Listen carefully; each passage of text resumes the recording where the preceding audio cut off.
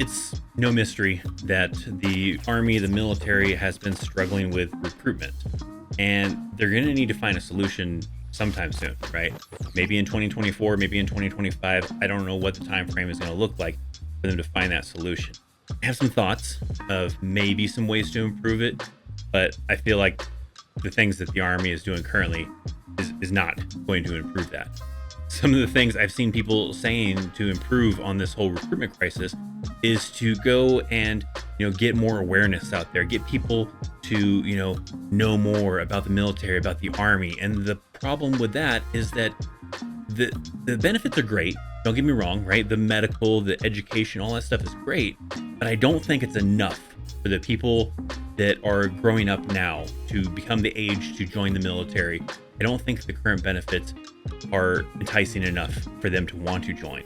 So you're gonna have to make changes. I mean, that's part of the problem of what they're kind of saying is that, like, oh, we just get more knowledge out there about the military, it'll fix it. It's not gonna fix it. We have a different audience that you're trying to get to join. You can't use the same tactics that you've used in the early 2000s or whatever to try to entice them with all these great benefits to join. It's just not enough in today's day and age.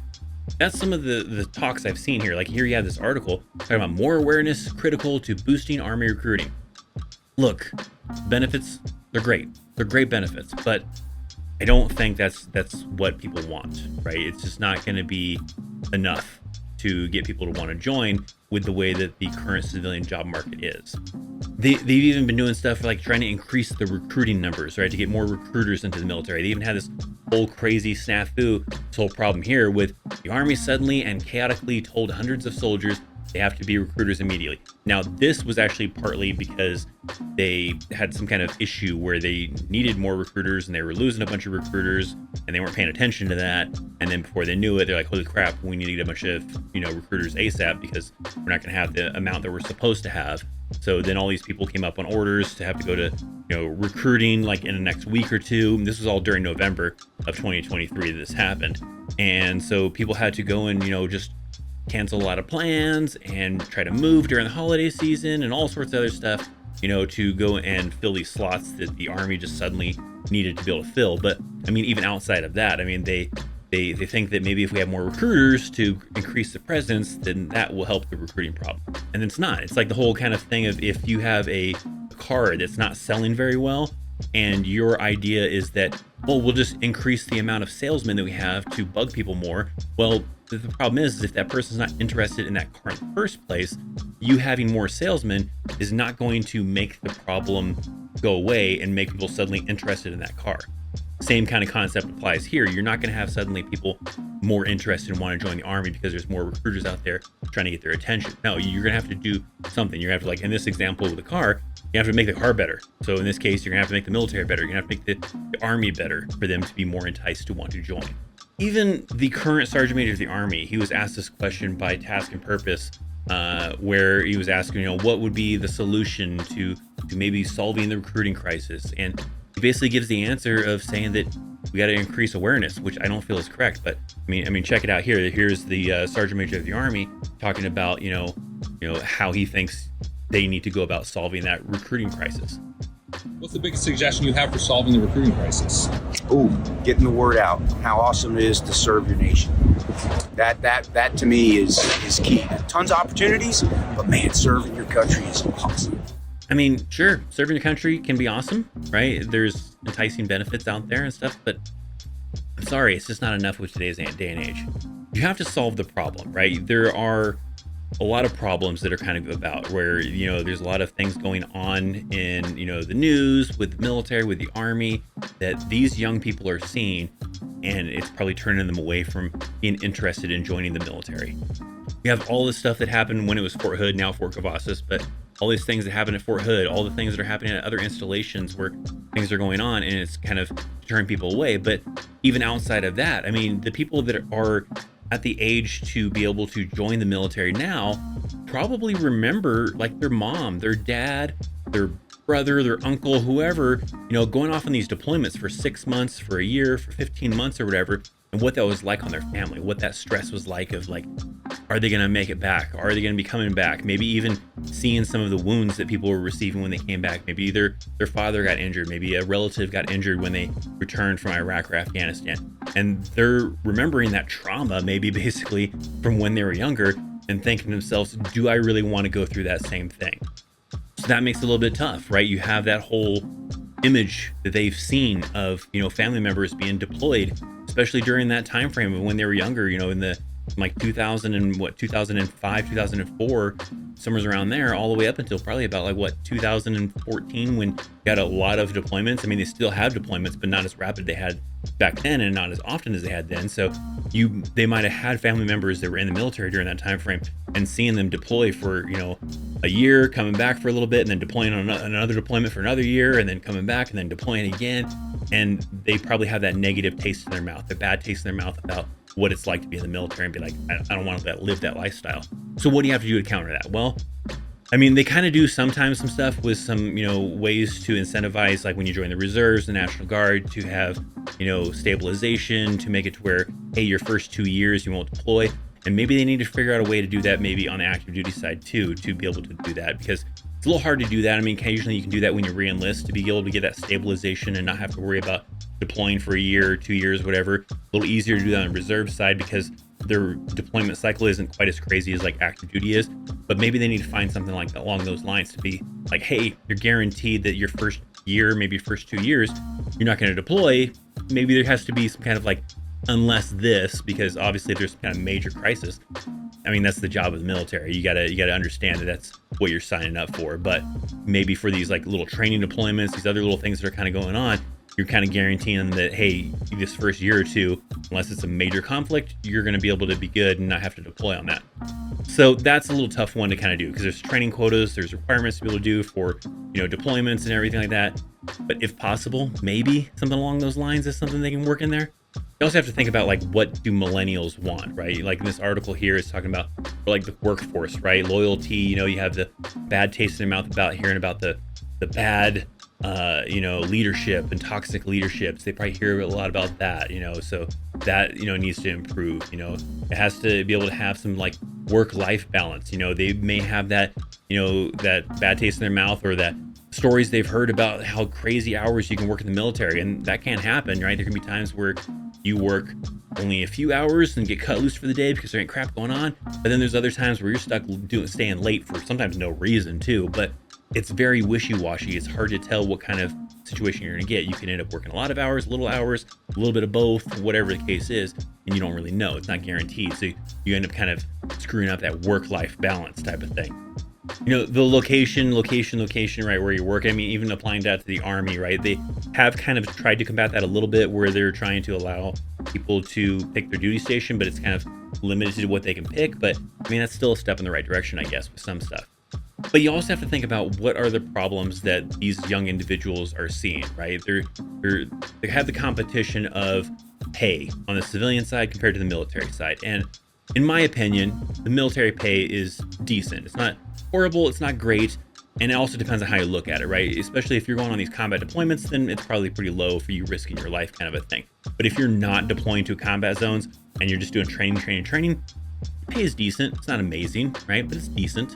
Especially like I did a thing where I was talking about like the pay and everything and how it kind of breaks down, especially like if you're married, where they're giving you your base pay, you got that BAH, that allowance for housing, that BAS for food and everything like that. And it comes out to being a pretty good, amount of pay that you would have to get on the civilian side to even equal that same amount. But you have to kind of determine, hey, the amount of work that I'm doing, the type of work that I'm doing, is it really worth it? So that's kind of the trade-off. Yes, you might be making great money being in the military, or decent money, maybe not great, but decent money, being in the military, and maybe making less money working at Walmart or working at some other kind of job that's a initial type of job, straight out of high school type of thing. We have a lot more freedom with that civilian job than you do with the military. So then you're kind of weighing, well, okay, yeah, I can make maybe a couple $100 more, being in the military and, have to be on all these restrictions, or I can make a couple $100 less, over here, but be able to do what I want. So that's a lot of the things that are kind of getting weighed in. So you may have to incentivize that a little bit differently. You can't just necessarily raise pay completely, right? I know a lot of people would like that, but I think the problem you create with that is you get a lot of short-termers, right? You get people that maybe still only join for 2-4 years or whatever, and then get out because they saved up a bunch of money. And that's not what they want either. They want that longevity. They want people to stay in the military for a long time. So maybe is what you do something like incentivize people staying in for a long time. Maybe after 4 years, maybe after 8 years, all of a sudden the pay it jumps up crazy, right? Maybe you have for that first, let's say it's after 8 years that it jumps up to a lot higher, right? You have that first 8 years that's making the normal kind of military pay as everybody else, but then once you reach that 8-year mark, it's a big jump, right? To make it really worth it for you to stay in the military, because you're like, okay, I was making okay money before, but if I stay in now past that 8 years, I'm making pretty darn good money now. And that kind of incentivizes people to want to stay in longer. So maybe something along those lines would probably be a good incentive to make people stay in longer. You don't want to just increase it for everyone, because nonetheless, when you first join the military, it's a job, that you're entering into with no experience type of thing. You're entry level, okay? When you're a private first class, you're not making much pay, but it's entry level, right? Once you start ranking up, you start making better pay. That's the same way as it is on the civilian workforce. You first get a job somewheres, then you're starting off at minimum wage. You're starting off at a little bit above minimum wage until you prove yourself. It's the same in the military, and some people don't think about it that way. It's entry level when you first come into it. And once you kind of build that experience, maybe become a non-commissioned officer, then the pay starts getting a little bit better. Not amazing, but better. So maybe incentivizing in that way. Another thing that, some of the younger people are looking at right now is the housing crisis, right? Type of thing. I don't know if it's a crisis, but they see it's a little bit harder to become a homeowner nowadays, right? You have interest rates that are higher, building materials that are higher, and all those are causing problems for those individuals. So maybe you try to solve that by adding some kind of incentive for the military. You already have like the VA loan, right? Where it makes it to where, no matter your credit score, as long as it's an okay-ish credit score, you're gonna get the lowest interest rate possible. But the lowest interest rate currently is still not great. It's still like between anywhere from 6 to 8% or 9%, somewhere around there, depending on, what month you're kind of looking at it. But that's the lowest interest rate you're gonna possibly be able to get, even if you have okay credit. There was a point in time where interest rates were much lower, 3%, 4%, 2%, somewhere around there, and that made it a lot easier to obtain that ability to be able to do so. That's how, in my situation, right, when I bought my house, I was able to get like a 3% interest rate because interest rates weren't really high. I used my VA loan, so I was able to get the best interest rate possible, and it made it a lot easier, and I also didn't have to put a down payment down. But right now, with interest rates being a little bit higher, maybe you need a different incentive to make it to where, regardless of what the interest rates are, we have this special government program that's going to allow you to be able to get this low 3% interest rate. So that way, if the interest rates currently are 10% right now because the housing market is horrible, hey, because you served X amount of years in the military, you qualify to be able to get this 3% interest rate. And plus also be able to get the other benefits of like a VA loan without having to put down payment down, waiving certain fees and all that kind of stuff. So I think you have to add in some other incentives to solve problems for people that are seeing now, to make it to where, they see that maybe, yes, there's some great benefits in the military, maybe less of those great benefits on the civilian side. There's so much more freedom on that civilian side compared to if I joined the military. There's, less of a chance of me getting killed, I guess, or less of a chance of me getting stuck with toxic leadership, because on the civilian side, you get stuck with toxic leadership, go find a new job. On the military side, you're stuck having to suck it up. So you got to find something in there to solve those problems of people that are currently, at that age to be able to join, and what other problems they're currently facing. How can the military solve that? And I think that will help with that recruiting crisis, that recruiting problem and everything. Increasing, especially with the Army side, the quality of living, right? Make the barracks better, right? Make the barracks more like a 1-bedroom apartment instead of these dorm style kind of things. That might help a little bit too. That takes a little bit longer to do the construction on that and get the funds for that. But still, nonetheless, it's something that needs to be done to probably make it a little bit more enticing to want to be in the military, to be in the Army at least. But what do you think? I want to hear down in the comment section down below what's something you think could possibly help to encourage people to want to be in the military. What would make it, especially like if you're someone who is thinking about joining, or maybe not even thinking about joining at all, but what would be something that if the military was saying, hey, we'll give you this if you join, you'd be in. You'd be like, hell yeah, I'm in. What would solve your problem? So what's something that the military needs to offer to get you to join? Or even like if you're someone who's already in, what do you think that they need to probably offer these people to try to get people to want to join the military, to increase those numbers and solve the problem of this recruiting crisis? Now they have the IRR, where if you have a situation where, they need more people to come in, they can kind of force people in, kind of not necessarily the draft, but when you join, you're committed to 8 years. And if you only do 4 years and get out, well, then you still have another 4 years that you're going to be in the IRR, the inactive ready reserves, and they can call you back. They actually had a time recently within 2023 where they talked about activating that. I actually did a video about that. So if you want to see that, check this video out right here where I talk about how, they were thinking about bringing in the IRR. And I think they did for a few people, but not that many people as people were worried about. Check it out. Hit that thumbs up, subscribe, links in the description box. I'm Christopher Chaos. Thanks for watching. See you next time. See ya.